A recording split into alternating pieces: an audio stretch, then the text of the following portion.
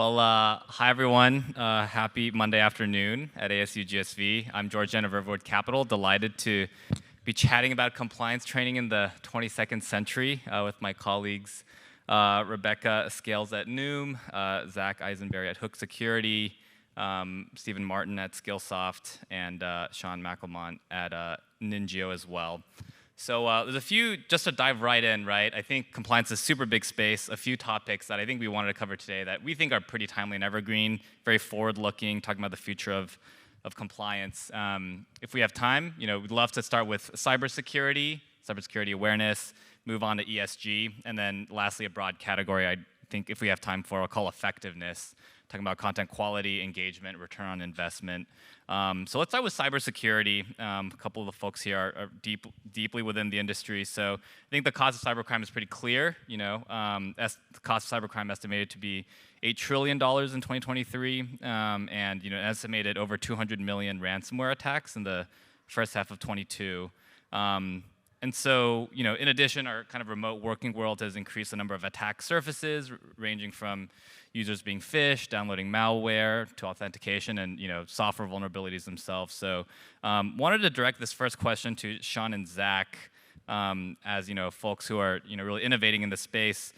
If you could just kind of start us off, giving us a framework of what the main pain points you see struggling with, that you see companies struggling with around cybersecurity awareness and compliance there, and moving to the future. What's that paradigm shift and that vision that you see coming towards how companies should engage with cybersecurity training in the future? So, Shaun, why don't I lead off with you and then pass it to Zach, and feel free to chime in. Rebecca, you got it. Thanks, George. I think for anybody who's been through a breach, you know how painful that can be on so many levels in terms of what the disruption it causes, how you have to follow up, especially if you have millions of records lost or encrypted, et cetera. And so I think over time, more and more breaches are causing people to be more and more aware generally. The problem is there's a disconnect, I think, at the company level. Most cybersecurity awareness training has been annual, like sexual harassment training, et cetera, and most of us despise that. We see it coming, we know it's going to be an hour or two of our lives, and we try to game the system and get through it. Once you have that mindset of trying to game the system, learning opportunity shuts down. And so what we've seen through a number of our customers is the ask for training that can be delivered in more digestible ways. So micro-learning, training that builds awareness and behavior change over time, incremental training that is tied to what essentially motivates an adult in their learning. Most of our training has some element of a real breach tied to it. So there's a case study, if you will. As adults, we love a case study. Like, tell us what happened, so we can learn from it in a very short period of time and sort of get best practices out of it. In addition to that, changing behavior requires sort of this constant, view of learning, and companies seem to not have the patience to go through it the right way. So I believe what's coming is a massive change that's really going to require companies to be mission-driven in terms of looking at risk and reducing their risk. And when that's boiled down, it means on the individual level, making sure each employee understands their role in the process. There's a plan to make every employee unhackable, if you will, and that we're developing a firewall that's a human firewall in addition to the tech firewall. I think today there are still 85% of breaches are caused by the human element, and it's showing that annual training is not working in changing behavior.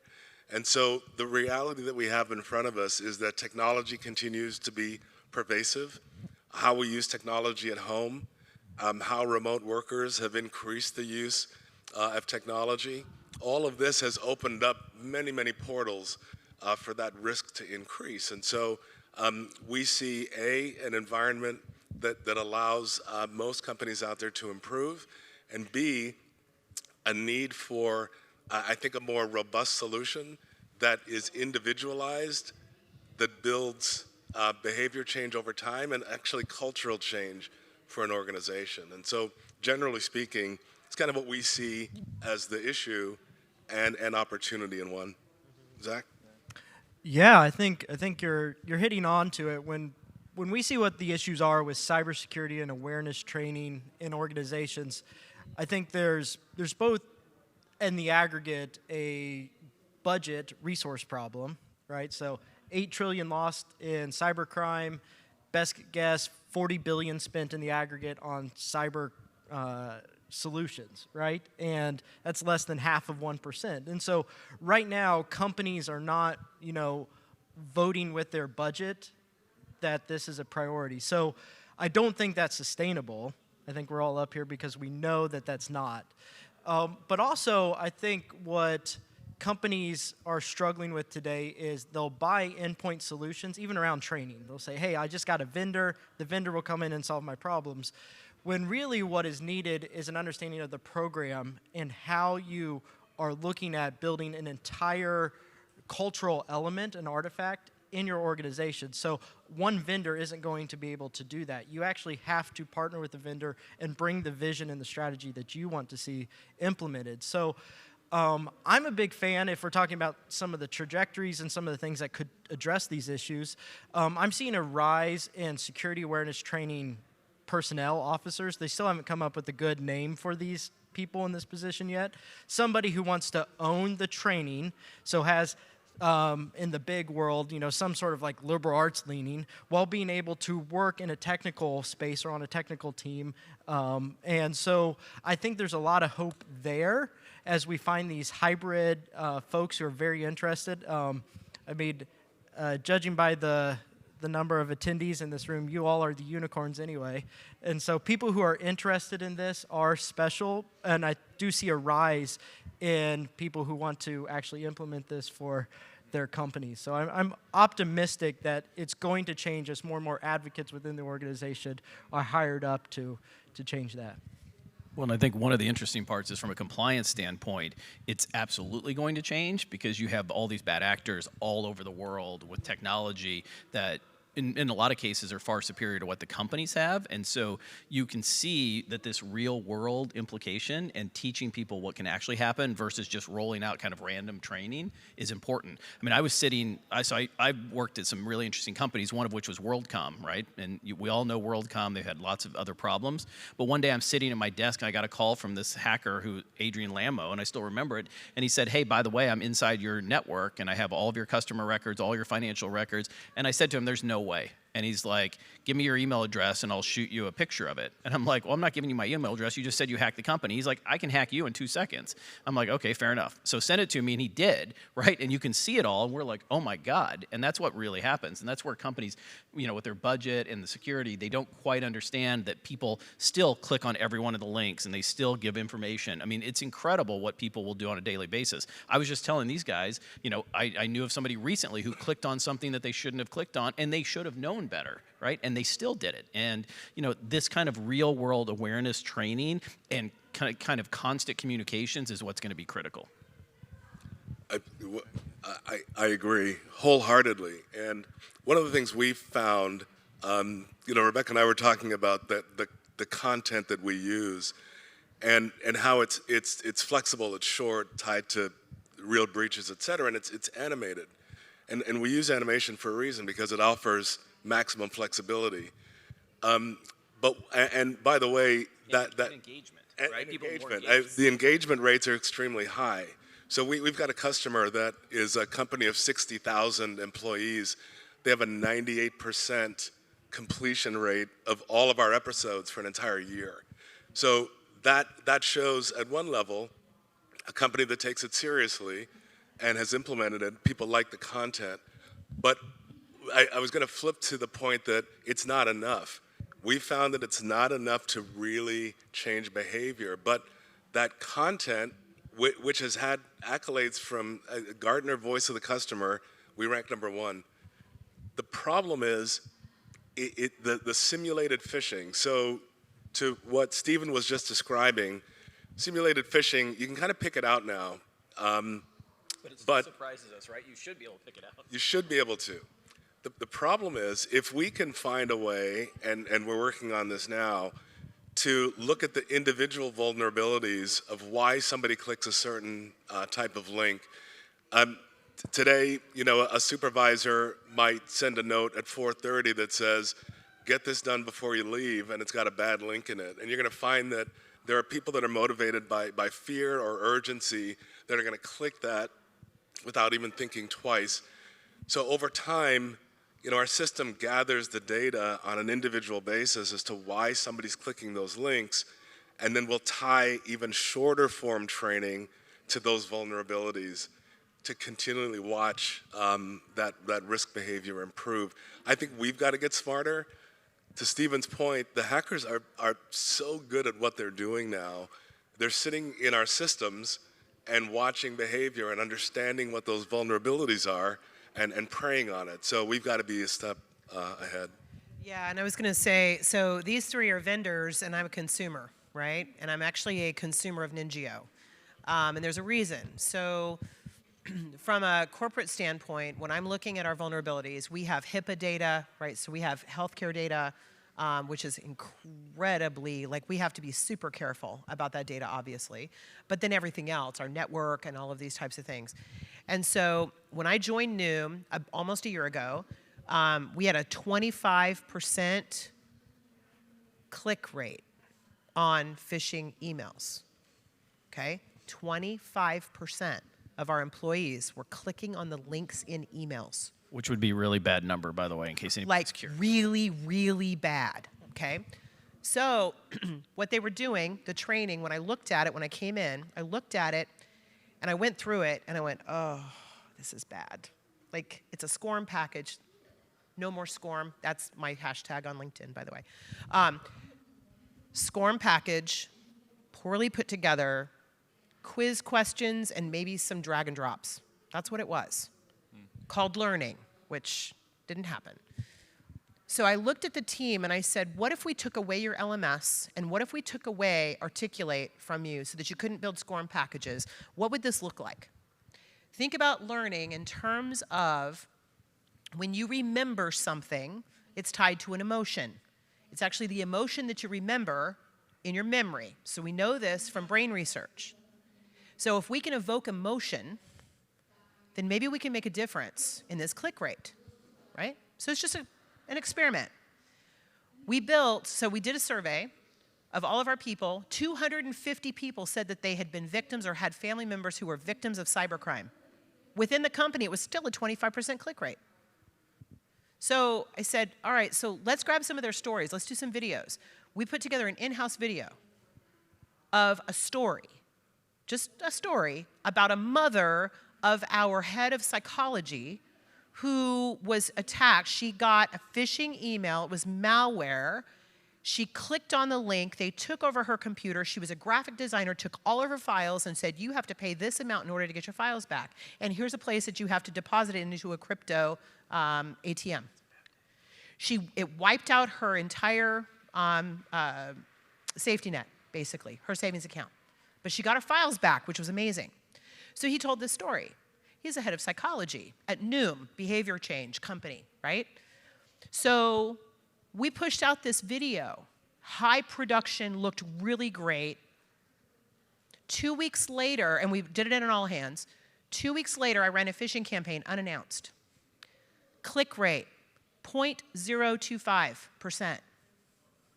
Follow it up a few months later without any other videos, we were still only at 2% at click rate. Evoking emotion matters. Now it's different. We're looking at it very differently. It's not a one and done.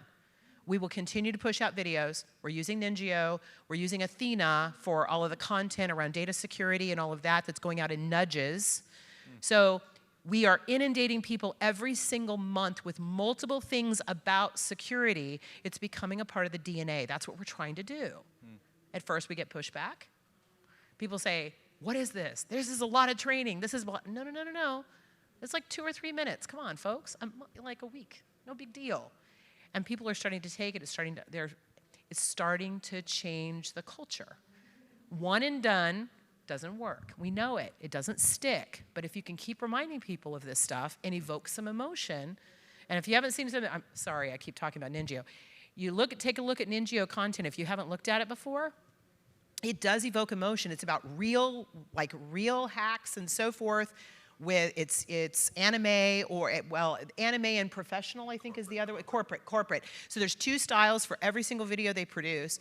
There's a corporate version. There's and there's an anime version. I love the anime stuff. It is fantastic, and it's really compelling.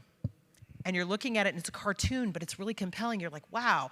So we're getting some really good feedback off of that. Now, I don't care how many people watch those videos, but I'm going to push them out every month. And I'm just waiting to see all the click rates, right? So again, evoking the emotion is going to make it stick. So if we can do that and we can do it over and over and over and over again, we're on to something, right? And it's no longer just compliance training. And people are engaged and they want it. I want people to open the videos because they want to, not because they're forced to. I want them to pull that information in because when they pull it, they want it. That's what I want, right? So that's what I'm going for. I'm not looking at pushing anymore. I don't want to force people to do anything. So, and the only way I can do that is if it's compelling. Yeah. So. Yeah, that's really helpful, and I like this arc of moving from episodic to continuous and very affective-driven training as well. But kind of circling back to Zach's point on the budget problem, right? I think this movement is a pretty clear one. For those of us in the compliance world, it makes a lot of sense. But how do you really motivate or make that case for the organization to take compliance from a check the box to a more strategic angle here? I mean, Stephen, do you want to kick off there?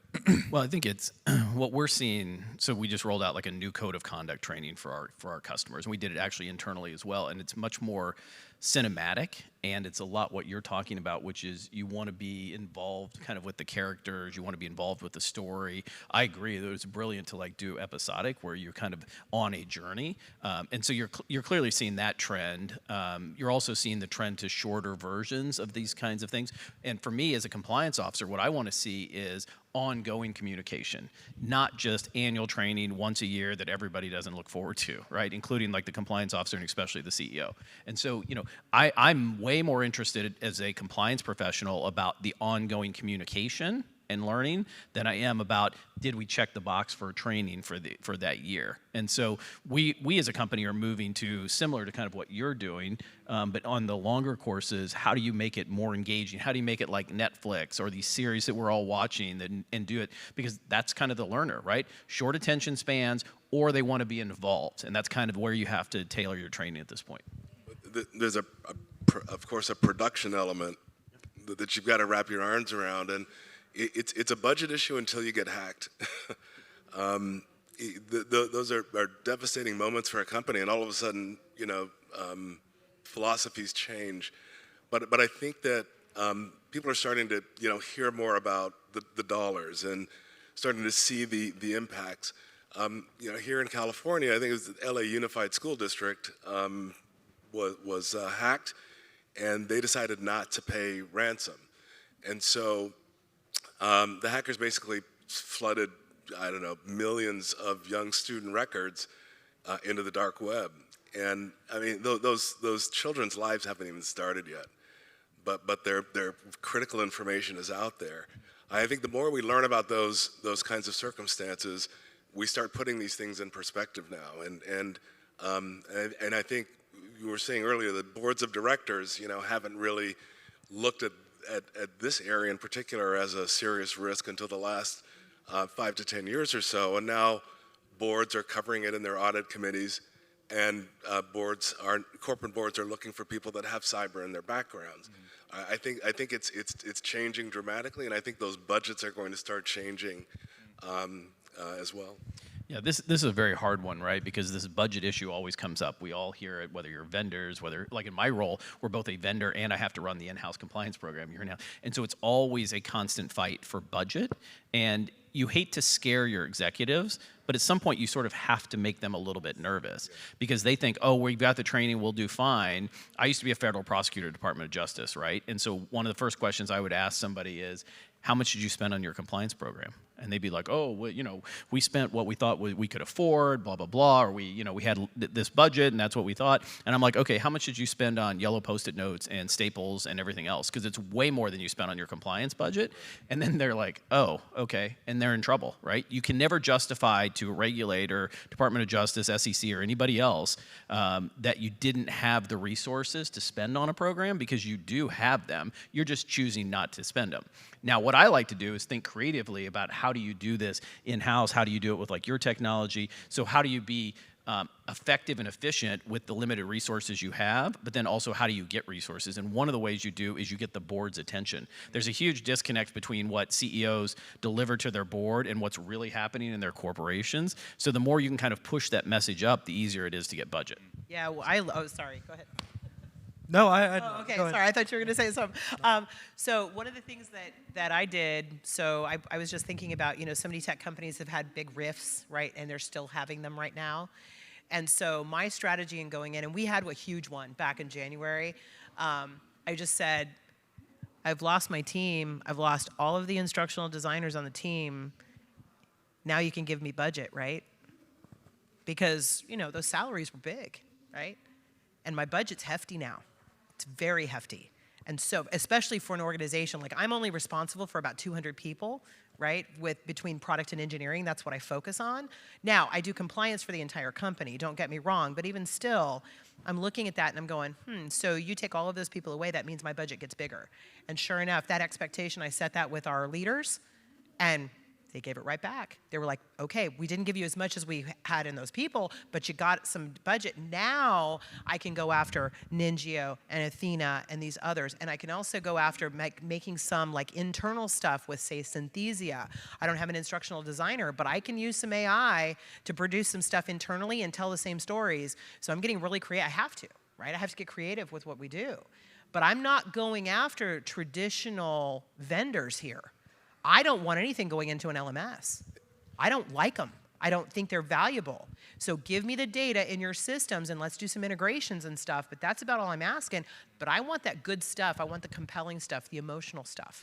That is key. Rebecca? If you're having cuts in your program, cuts across for Rift or other things in this environment, that's the exception for sure about getting more budget. So you have to figure out how do you do it with less budget and less personnel, which is really the challenge that a lot of the companies are facing in today's world. I agree. I was going to ask you if you're forced to show ROI. Yes. So now we're looking at our data. So we have our first audit since I came in. So we're about to go through audit of everything. And on the ROI, all I'm doing, look, when you have that click rate change, that's a big one, right? People and some of our leaders are major, like they're engineers, they get what I'm talking about. So thankfully I have leadership above me that understands it, so I don't have to do too much explanation. But yes, they're asking me how to prove it. I'm like, here you go. In fact, they're not even asking me, I'm giving it to them before they ask. That way we don't even have to have the conversation. Yeah, I think that's great. I definitely think that's innovative. Just to push you on the ROI comment, I think CNN in the stock market has this like fear and greed indicator, right? So fear, you talked about a little bit about fear as an emotion, right? Fear of loss and breaches and whatnot. Maybe shifting to what I'd like crassly call the greed side. What about like a revenue-oriented ROI, or maybe like an efficiency or productivity-oriented ROI, right? I think we talk a lot about closing the phishing rate, right? But are there other metrics that are more oriented around positive productivity or like revenue acceleration, or being able to push the compliance conversation in that direction, right? It's not just about fear. It's revenue generating, but I can tell you that if you focus on, say, secure code training for engineers, which is incredibly important, right?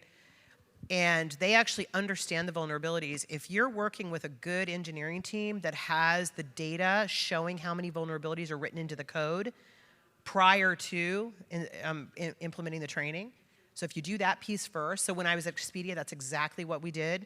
I asked the engineering enablement team to build out some kind of metrics so that we could capture how many vulnerabilities were happening. Then I introduced a new style of secure code training that actually made the engineers really learn. They came back, and the dramatic drop in the number of vulnerabilities written into the code was, I mean, it was unbelievable. And so that was enough ROI for them. They were like, okay, we get your point. True learning, which, by the way, many of us can't even define, but the true learning matters. And so if you can do like cool metrics like that rather than NPS scores and stuff, then you're really showing some good stuff.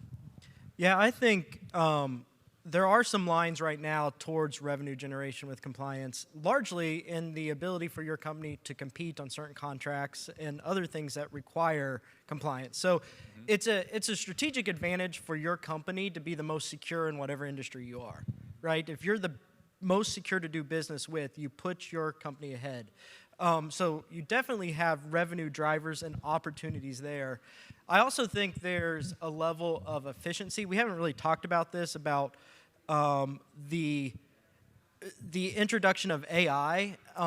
We can sit around here and debate it, but I can tell you the cyber criminals are already doing it. It doesn't matter. They don't have to go through some sort of committee meetings and have Zoom calls and team calls to figure out what AI tool they want, and they don't have a budget to worry about.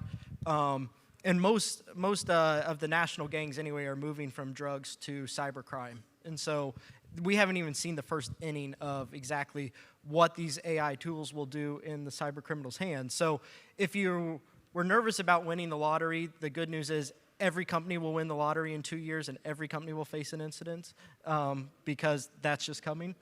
So when we talk about efficiency, we're talking about the ability for your company to recover, but also I think what's happening at a larger level is because of the lack of resources and having to get creative, vendors are having to get creative. So I actually think you're going to see vendors begin to offer solutions that do not break your budget, that they'll leverage AI themselves, they'll do a few other things strategically that will allow you to have a small footprint on your budget and be able to train people. So the ROI from a lower cost solution purchase to the revenue generation on the top line, I think is a conversation you have to be willing to have. And so it takes a little bit. You have to know your P&L if you're going to go after budget, and you're going to have to understand the impact there. I think there's another factor, though. I mean, what if we thought about ROI in terms of negating loss? Because, again, for someone who's been through a breach a couple of companies ago, I mean, it was dramatic. The number we paid, we had to pay it in Bitcoin. It was a public filing, all of that stuff. The ultimate measure here is not getting hacked or ransomed, and so I think we've got to look at a number of measures on the tail end, that being one of them, and it's a huge economic hit. If you're in those circumstances, like the graphic designer, on a personal level, that almost wiped her out. Yes. The same thing can happen to a company in an instant. And so I think it's another measure of efficacy of the training and behavior change and culture change. Right. Yeah. Yeah. I mean, I think that gets into almost like the cyber insurance, discussion as well, which is a very real cost that folks face, and tying the effectiveness of training and some of the metrics that you're able to show to insurance premiums and all that. So that's another vector, right? To think about it as more of an insurance model that minimizes the risk of these extremely long tail kind of events here. Yeah, and going back to the budget conversation too, the vendors that I'm choosing are not exorbitant prices. I mean, we're talking very, very easy to get into. Most learning teams would be able to get into this stuff, and especially with some really cool integrations like Athena's doing with Slack and so forth, you can send that stuff out and it just becomes a part of their day. That's just amazing. And it's not breaking the bank at all. So, and I think about NINJIO content and all of the possibilities around what you all can do with that content and how you can give us metrics and all of that. And then if we think outside of an LMS, right, and we think about, okay, I want people to be able to find the stuff that they need. I want them to have the resources and so forth. I want them to know exactly where to go if they have a question, right? So if they get a phishing email or they get something, I want them to know where to go immediately. I mean, it's not going to break the bank. These vendors are, some of them will, some of them won't, but if you're really careful, you can find those that'll really do what you want them to do. And that's another reason I love GSV, because I always love finding the new ones, right? So that's the cool part. And just tell them what you need, and a lot of these entrepreneurs will build it for you. So. Well, great. Really nice discussion on the cyberspace. I mean, moving on to ESG, maybe to just touch on that briefly. You know, it's a super broad space, right? Everything from climate to DEI to governance and risk management. You know, very relevant in the wake of SVB and whatnot. But so it's got a lot of different vectors, I'd say. So I'm curious which areas of ESG you all see as being increasingly strategic. You know, what are kind of customers, employees, other stakeholders demanding, you know, in terms of both doing the right thing, but also making a lot of business sense. So, yeah, Stephen or Rebecca? So I think, I sit on our ESG steering committee, and we actually just put together our first annual report. We've now have, a chief sustainability officer. We hired somebody for director of sustainability, and this is a movement that all companies are going to see. There's a bit of a political play on this between at least two political parties here in the United States, very different in Europe, and so you see it play out slightly different in the political arena than you are in the corporate arena. In the corporate arena, it's clearly going to take hold, or is taking hold, and you have different components to it. One of is, for us as a vendor to major companies around the world, we are now increasingly being required as part of the RFP process to say, what are we doing on the environmental side? What are we doing on DI? What are we doing? And you have to show it, right? And it can't be, and so we have to be rated by, EcoVadis, and we have to go through the different process. And we're not a big environmentally impact company. We're not like mining. We're not doing things that, military grade weapons or those kinds of things. We're a software, a SaaS company. But we still have an impact, and we can make a difference in the world. But more important, we have to figure out what our mission is. So what's important to our customers, what's important to our employees, what's important to all of our stakeholders, and how does that help drive better performance ultimately? And so we are using it, like you just talked about, as an advantage in the marketplace, but also what we're deeply passionate about, and mirroring those two together, which I think is where it's really going to drive. Now, you're also seeing NGOs being very focused on, reporting metrics and performance. The SEC is now requiring disclosures, and you will start to see real enforcement around this, both here in the United States and around the world. And so it's one of those things that you have to adapt to. So it's a matter of when do you do it and how do you do it. We've chosen to take it as a core mission now. It's one of our top 10 risks that go to our board, but more important, it's also aligned with our values and our mission and where do we want to make a difference in the world, which to me is the powerful part of it and the fun part. But we're also a public company, and so we've got disclosures out there and requirements. And so you can make it a competitive advantage and still meet what the government regulators are doing, and you might as well get ahead of it because it's going to come fast. I agree 100%. I think you can read any public filing of a public company, and you'll find that in their audit process, enterprise risk remains a key topic, and for our company, cyber is now a huge part of that enterprise risk analysis, and because I think this is becoming, I know there's a lot of noise around how it's going to be enforced, et cetera, but there's enough of it happening today. There are enough companies that are moving from sustainability reports to ESG specifically, that I think investors care about it, which they're pushing it. That's how it all came about, right? It's sort of smart investing around these key topics, but I think that cyber's found its way into that process. Yeah. And not being a public company, so being private, we're starting to dabble in this stuff because we know it's coming at some point. We think it's the right thing to do. So of course we focus on DEI and all of that, but we're approaching it because, see, again, we got our learning and development folks got gutted, right? So they're looking to me and they're going, hey, we've got this and we've got this. I'm like, all right, well, we already have Athena. We already have, NINJIO for the security stuff. We have these different things. So on DEI, we're starting to grab those same thing. We're starting to do the exact same thing with the nudges every single month. We're making sure that people are finishing. We're all of that type of stuff. And then we have a really great program, DEI days and all of that. It's really kind of cool what they do, but which is out of my realm. But we think about risk, when you're talking about, we are a healthcare company, right? And now we're not just B2C anymore, we're now B2B. So we have some very large B2B customers, and of course that RFP process and those things that we have to put in those contracts about what we have to do, that risk management stuff is huge now for us. And it's very different. It's changing our culture because of these new requirements. And so the risk around losing, or the ransomware around health information, whoa. Like, because we have some really deep data on our users, right? And very personal, like weight numbers and things like that.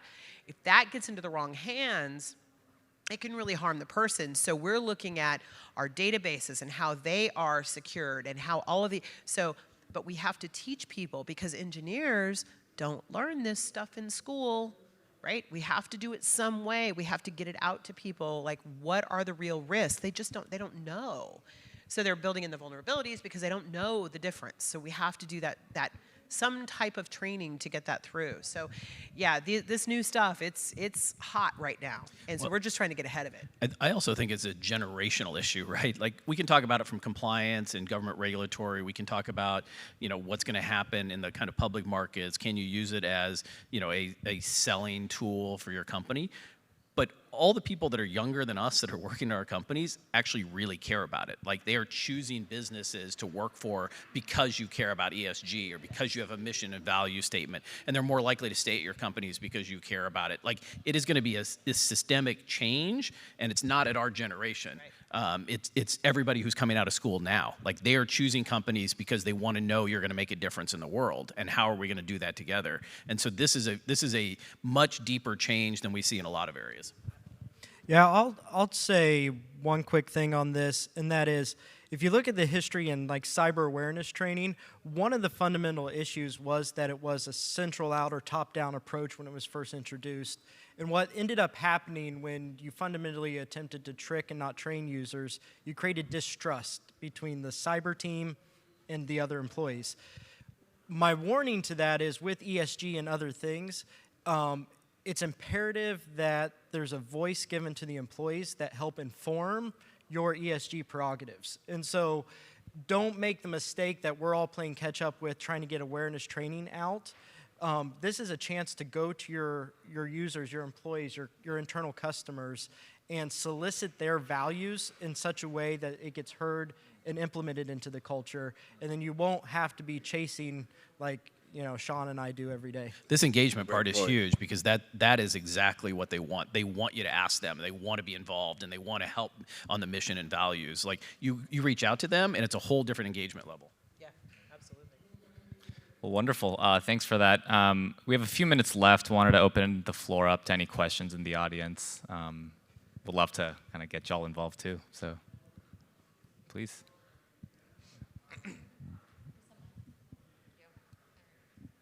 Hey everybody, I'm Molly Nagler. I'm Chief Learning Officer at PepsiCo, and so we're a consumer of not everyone's training, but definitely we roll out our annual compliance trainings, and it's part of my job to do that. And it strikes me that cybersecurity is like an ideal topic for like learning in the flow and learning in the moment, because you run the phishing campaigns, you click, you get you messed it up, right? And so like you make a mistake and you're corrected in the moment because it's all online. So I don't know that it's a terrible idea to have an annual like reminder and context setting training and then doing the phishing campaigns and kind of the in the flow stuff. I guess I'm more bigger questions around like sexual harassment prevention, where unless you're going to be a good bystander and alert somebody to what they're up to, there's no like in the moment learning module. So it sort of feels like cybersecurity is the least of our problems because it lends itself so nicely and easily to sending stuff out to people that you can correct mistakes in the moment, whereas the other topics are much more difficult. Yeah, so our anti-harassment, there's so many laws around it, right? So GDPR and then, California and all of that. I go back to best practice in learning. What is good learning, like teaching practice, right, for learning? That's the constant reminders, constant. So our anti-harassment goes out every month, different nudges on different topics, all the way through the year, right? So, and if we have a new employee that comes in, like in the middle of it, we give them all the modules, which, by the way, they're like 5 to 7 minutes long. This is not excessive, right? But over time, we continually remind. Now, with California, we have to have them all done by a certain date, right? Like all of us do. That's fine. We'll just make sure that we do our calendar just right and we'll plan it out. I don't want one and done. I know it doesn't work. We know from the forgetting curve that if you're not reminded multiple times within 6 days, you lose 60% of what you just learned in that session. So that means that when a person clicks and they watch that thing, within 3 days, they've lost at least 40%. So why would I do that? I want the constant nudges. And I know we're about out of time. Sorry. Yeah, I'll mention, if you're interested in the research shows that post-cortisol, which is if you trick somebody and they click on a simulated email, the learning experience is virtually zero. The retention on it's zero. You can't train people when they have a heightened sense of cortisol. So I actually think your first premise is about the cyber awareness. There's actually some research coming out that shows that we really need to consider all of this, but I won't open that can of worms, but I think it's something, a couple of Google research or talk to ChatGPT and see what they think about it. Well, unless cortisol comes when you're constantly reminded about things too, right? So the biggest problem on those kind of topics is getting the learner's attention. And if you train them annually on things like anti-bribery and corruption or sexual harassment, it won't help at the end of the day, right? And I come from a training company, but you've got to have constant communication about it if you really want to make a difference. So there's the check the box for DOJ, effective compliance program, and effective training. And then there's the real world, which is continually engaging and talking to your sales teams and talking to your leaders and being out there communicating. Because I will tell you, especially in the harassment arena, I've watched senior leaders, because I was an outside lawyer for a long time, including to Pepsi, actually. But when when you're in a room and there's harassment going on or you're at a function, people freeze, right? And you'd think senior leaders who have been trained would know better, and they don't report it. They're so stunned that it's happening that they'll come back after the fact, but they won't help you at time. And so you've got to show this real world on how do things happen. And this is a great next set of courses for you, by the way, and get people engaged, because I want my senior leaders to come tell me, or junior leaders or anybody. I want them to feel comfortable coming to the head of learning or the chief compliance officer and saying, this just happened. I may have not handled it right at the time, but I want you to know, because it's the biggest problem that's out there, especially in the harassment arena. And people freeze. Even though they know what has happened is wrong, they don't engage because it's not their issue, or they don't know how to handle it, or they're worried about what's going to happen to their colleague. It's incredible, actually. Great. Well, I hate to cut the conversation off here, but this is all the time we have. Thank you so much, Rebecca, Zach, Stephen, and Shaun, for the time today. So, and thanks have a for good you for conference, setting everyone. up all Thanks, the George. conversation Thanks, and everybody. moderating.